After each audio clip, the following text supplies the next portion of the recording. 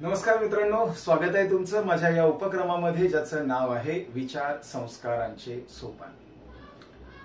मित्रांनो, प्रत्येकाला असं वाटत असतं की माझ्याच आयुष्यामध्ये खूप जास्त दुःख आहे, माझ्याच आयुष्यामध्ये खूप जास्त अडचणी आहेत, खूप जास्त प्रॉब्लेम जे काही आहेत ते माझ्याच आयुष्यामध्ये आहेत। दुसऱ्याचं कसं किती छान चाललंय, पैसा आहे, संपत्ती आहे, जमीन जुमला आहे, घरदार आहे, सगळं काही त्याच्याकडे आहे, आनंदी आयुष्य जगतोय तो।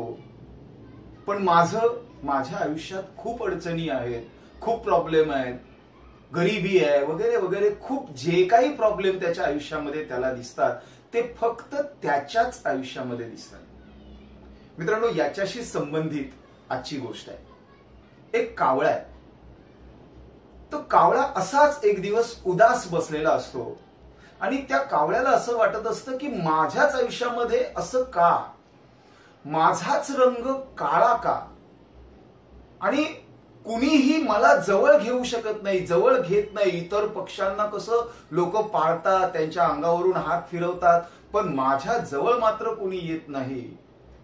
मला नुसतं हेटाळणी करतात माझी, आणि मला फक्त एकदाच बोलवतात, जेव्हा कधी पितरांचं जेवण असेल तेव्हाच फक्त मला बोलवतात, तेव्हाच माझी गरज यांना भासते। माझं आयुष्य म्हणजे एकदम हेटाळलेलं आयुष्य आहे, असं कावळ्याला वाटत असतं। आणि म्हणून कावळा उदास बसलेला असतो, असाच विचार मनामध्ये करत असतो, का देवा मला असं आयुष्य दिलंस, का देवा मला हा काळा रंग दिलास वगैरे वगैरे देवाला टोचत असतो। आणि अचानकपणे त्याच्या समोर एक देवदूत येतो आणि देवदूत त्या कावळ्याला विचारतो की का रे बाबा इतका उदास का, एवढं का देवावर तू रागावलायस। मग तो सगळं देवाला सांगतो की बघ ना, मलाच का काळा रंग दिलाय, इतर सगळ्या पक्ष्यांना किती सुंदर सुंदर रंग दिलेले आहेस, पण माझ्याच आयुष्यामध्ये माझ्याच वाट्याला तू काळा रंग का दिलास। बरं, या काळ्या रंगामुळे सगळ्या पक्ष्यांमध्ये माझीच हेटाळणी होते। कुणी कावळा पाळलेलं तुला आठवतंय का, कुणी कावळ्याला जवळ घेतलेलं तुला आठवतंय का। तर देव म्हणतो बरोबर आहे तुझं, नाही आठवत, कुणीच नाही तुला जवळ करत, म्हणून म्हणे मी दुःखी आहे। म्हणे मग काय, तुला काय हवंय। तो म्हणतो मला दुसऱ्या कुठल्या तरी पक्षाचा रंग हवाय। तो म्हणतो तुला कुणाचं आयुष्य जगावं असं वाटतंय, कुठल्या पक्षाचं आयुष्य तुला जगावं असं वाटतंय। तर कावळा म्हणतो मला ना हंस बनायचंय। हंस किती मोठा पक्षी आहे, आणि राजाच्या दरबारी हंस असतो, राजाच्या त्या गार्डन मध्ये, राजाच्या त्या तलावामध्ये, नंदनवनामध्ये हंस असतो, राजा हंस पाळतो, एवढा त्या हंसाला आनंद आहे। आणि म्हणून म्हणे मला हंस व्हायचंय। तर देवदूत म्हणतो मी तुला काय आत्ता क्षणामध्ये हंस करू शकेन, पण तुला खात्री आहे का की तुला हंसच व्हायचंय। तो म्हणतो हा, मला हंस व्हायचंय। तो म्हणतो ठीक आहे, मी तुला हंस करेन, पण एक अट आहे। म्हणे अट काय आहे, तू फक्त एकदा त्या हंसाला भेटून ये। तो म्हणतो ठीक आहे। कावळा उडत उडत जिथे एका तलावामध्ये हंस पक्षी पोहत असतो त्या तलावामध्ये जातो आणि हंस पक्षाला भेटतो, त्याला विचारतो की बाबा, बोलतो त्याच्याबरोबर का बाबा काय तुझं मस्त चाललंय ना, छान चाललंय ना, तुझं आयुष्य बाबा किती आनंदित आहे, तू पोहतोस, तुझे पाय खाली पाण्याखाली हलतायत, पण लोकांना कळतच नाही की तू पोहतोयस, तू राजाच्या दरबारी असतोस कायम, तुला राजा सगळं काही खाऊ पिऊ देतो, इतका आनंद तुझ्या आयुष्यामध्ये आहे, मला खूप हेवा वाटतो तुझा, तू इतका आनंदी आहेस। तर हंस म्हणतो कोण बोललं तुला मी आनंदी आहे। म्हणतो माझ्या आयुष्यातलं दुःख काय आहे मला माहिती आहे। म्हणे काय तुझ्या आयुष्यात दुःख आहे। अरे म्हणतो मी पोहत असतो, खालच्या खाली मी पाय हलवत असतो, जगाला वाटतंय मी पोहत नाही, जगाला वाटतंय मी असाच तरंगतोय, पण मला माहिती आहे मला खाली किती मेहनत करावी लागते माझ्या पायांना। आणि तुला माहिती आहे माझा रंग पांढरा आहे, स्वच्छ शुभ्र पांढरा आहे, याच्यावरती कुठलाही डाग सहज बसू शकतो। हे होळी खेळतात ना मुलं, ती मुलं जेव्हा होळी खेळत माझ्या या तलावापर्यंत येतात, इकडे तिकडे रंग उधळतात, माझ्या पंखांवरती त्या रंगांचे डाग सहज पडतात. अजून तुला सांगतो, मी ज्या पाण्यात पोहतो ना, त्या पाण्याचा रंग आणि माझा रंग कळतच नाही. मी पाण्यामध्ये पोहतोय ते एक होऊन जातोय. त्यामुळे तुला वाटतंय मी आनंदी आहे, मी आनंदी नाहीये. कावळ्याला पण वाटतं खरंच रे, ह्याच्या पण आयुष्यात दुःख आहे. उद्या जर आपण हंस झालो तर हेच आपल्या वाट्याला येणार आहे. तो म्हणतो, कावळा हंसाला म्हणतो, मला असं वाटलं की तू खूप आनंदी आहेस म्हणून तुझ्याबरोबर बोलायला आलो, पण तुझं तर दुःख माझ्यासारखंच आहे. मी पण दुःखी आहे, तू पण दुःखी आहे. तो म्हणतो, तू मला असं का विचारायला आलास? तो म्हणतो, मला ना देवदूत भेटलाय आणि देवदूताने मला सांगितलं की तुला जो कुठला पक्षी व्हावासा वाटेल तो मी तुला करेल. तो म्हणतो, मला तर तू तर हंस होऊ नयेस असं मला वाटतं, कारण माझ्या पण आयुष्यामध्ये दुःख आहे. तो म्हणतो, तुला काय वाटतं कुठला पक्षी जास्त आनंदित असेल? तो म्हणतो, अरे काय निर्विवादपणे सांगतो, पोपट सगळ्यात आनंदी. काय तो त्याचा रंग हिरवा गार मस्त, मला खूप आवडतो तो रंग. पोपट सगळ्यात जास्त आनंदी आणि मुक्त विहार करतोय. बरं, तो झाडावर जर बसला तर कुठल्याही शिकाऱ्याची नजर पण त्याच्यावरती जाऊ शकत नाही, कारण झाडाची पानं पण हिरवी आहेत आणि तो पण हिरवा आहे, त्यामुळे त्याची शिकार पण होऊ शकत नाही. तो म्हणतो, हा रे बरोबर आहे, पोपट सगळ्यात आनंदी दिसतोय. मग ते दोघ जण काय करतात, हंस आणि कावळा देवदूताकडे येतात आणि देवदूताला सांगतात की आम्हाला दोघांना पण तू ना पोपट कर. तर देवदूत म्हणतो, तुझा विचार बदललाय का? तुला हंस व्हायचं होतं, तू आता म्हणतोयस पोपट व्हायचंय. तो म्हणतो, हा माझा विचार बदललाय, कारण माझ्या आयुष्यात जेवढं दुःख आहे तेवढं दुःख हंसाच्या आयुष्यात पण आहे. मग मी हंस होऊन काय करू? त्यापेक्षा तू आम्हाला दोघांनाही पोपट कर, कारण पोपटाचं आयुष्य खूप आनंदी असल्यासारखं दिसतंय आम्हाला. तो म्हणतो, ठीक आहे, अट तीच आहे, तू एकदा पोपटाला भेटून ये. तर कावळा म्हणतो, ठीक आहे. हे दोघ जण पोपटाकडे जातात आणि झाडावरती पोपट शोधत असतात.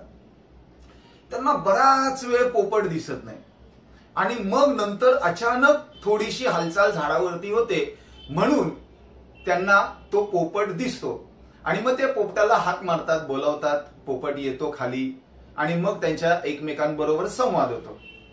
संवाद काय होतो, कावळा आणि हंस त्याला पोपटाला म्हणतात, अरे किती सुखी आणि आनंदी आहेस तू, या झाडावरती तू बसलेला आहेस तरी तू कोणाला दिसला नाहीस, शिकाऱ्यांच्या नजरेपासून तू कायम दूर राहिलास, तुझा रंग इतका सुंदर आहे, या सगळ्या सृष्टीचा रंग तू एकट्याने घेतलेला आहेस, इतकं सगळं आनंदी आयुष्य तुझं आहे, आम्हाला खूप हेवा वाटतो तुझ्या या आनंदी आयुष्याचा. तो पोपट म्हणतो, अरे कोण म्हणालं मी आनंदी आहे, माझ्या पण आयुष्यात दुःख आहे. तो म्हणतो, काय तुझ्या आयुष्यात दुःख आहे? अरे तुम्ही 4 वेळा या झाडाच्या अवतीभोवती फिरलात, घिरट्या घातलात मला शोधायला, मी तुम्हाला दिसलो नाही. काय माझा रंग आहे बघा ना, हा माझा रंग, या झाडांचा रंग आणि माझा रंग एकरूप होऊन जातोय. काय वेगळा उठून मी दिसतोय का या झाडांमध्ये? नाही दिसत. माझं वेगळेपणच झाकून जातंय या रंगांमुळे, कारण मी रंग कुणाचा घेतलाय? या निसर्गाचा रंग घेतलाय, या सृष्टीचा रंग घेतलाय, त्यामुळे माझा रंगच नाही कळत आहे. बरं, राहिला प्रश्न, तुम्हाला वाटतंय मी शिकाऱ्यापासून सावध होतोय किंवा शिकाऱ्यापासून माझा बचाव होतोय, पण तुमच्या माहितीसाठी सगळ्यात जास्त लोक घरामध्ये पिंजऱ्यामध्ये कुठला पक्षी ठेवतात? तर हे दोघंही म्हणतात पोपट. मग मला सांगा, कुणी हंसाला पिंजऱ्यामध्ये ठेवलेलं तुम्ही बघितलंय का? कुणी कावळ्याला पिंजऱ्यामध्ये ठेवलेलं तुम्ही बघितलंय का? तो म्हणे नाही. मलाच पिंजऱ्यामध्ये का ठेवतात? मग मला सांगा, दुःख कोणाच्या आयुष्यात जास्त आहे, तुमच्या की माझ्या? त्या दोघांनाही ते पटतं, खरंच पोपट जास्त दुःखी आहे, आपल्यापेक्षा जास्त दुःखी आहे. मग ते विचार करतात की नाही बाबा, पोपट नाही व्हायचं. मग पोपट त्यांना विचारतो की तुम्ही असं का विचारायला आलात मला? तो म्हणे, आम्हाला देवदूत भेटलाय आणि तो देवदूत आम्हाला जे आयुष्य हवंय ते द्यायला तयार आहे. तो पोपट म्हणतो, मला पण दुसरं आयुष्य पाहिजे, चला आपण तिघही पुन्हा त्या देवदूताकडे जाऊया. पण ते जाण्यापूर्वी एकमेकांबरोबर विचार करतात, मग सगळ्यात जास्त सुखी पक्षी कुठला? मग त्यांचा निर्णय होतो सगळ्यात जास्त सुखी आणि आनंदी पक्षी मोर आहे, पक्ष्यांचा राजा आहे. ते देवदूताकडे येतात आणि देवदूताला सांगतात की आम्हाला तिघांनाही तू मोर बनव. देवदूत म्हणतो का? तो म्हणतो मोर पक्ष्यांचा राजा आहे आणि किती सुंदर रंग आहेत त्याच्या पंखांवरती. सप्तरंगी पंख आहेत, वेगवेगळ्या रंगांचा इतका आकर्षक पक्षी या सृष्टीमध्ये कुठला नाही आणि म्हणून आम्हाला मोर व्हायचंय. त्याच्यासारखा आनंदी पक्षी कुठला नसावा, म्हणून आम्हाला मोर व्हायचंय.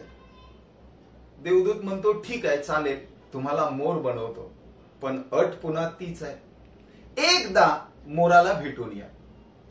हे तिघही मोराकडे जातात आणि मोर त्यांना दिसतो. मोराला बोलवतात, मोराबरोबर त्यांची चर्चा होते. मोराला सांगतात, बोलतात, हे तिघही किती आनंदी आहेस रे तू, तुझं आयुष्य किती सुंदर आहे, किती सुंदर सुंदर रंग तुझ्या या पंखांवरती आहेत, आम्हाला खूप हेवा वाटतो तुझा, आणि एवढा मोठा भारदार असा पक्षी आहेस तू.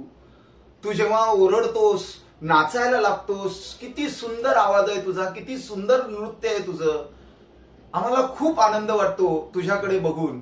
तुझ्यासारखा आनंदी पक्षी या जगात दुसरा कुठलाच नाहीये. तर मोर त्याला म्हणतो, हे कोणी सांगितलं रे बाबांनो तुम्हाला? माझ्यासारखा दुःखी पक्षी या जगात कुठला नाहीये. तो म्हणे कसं?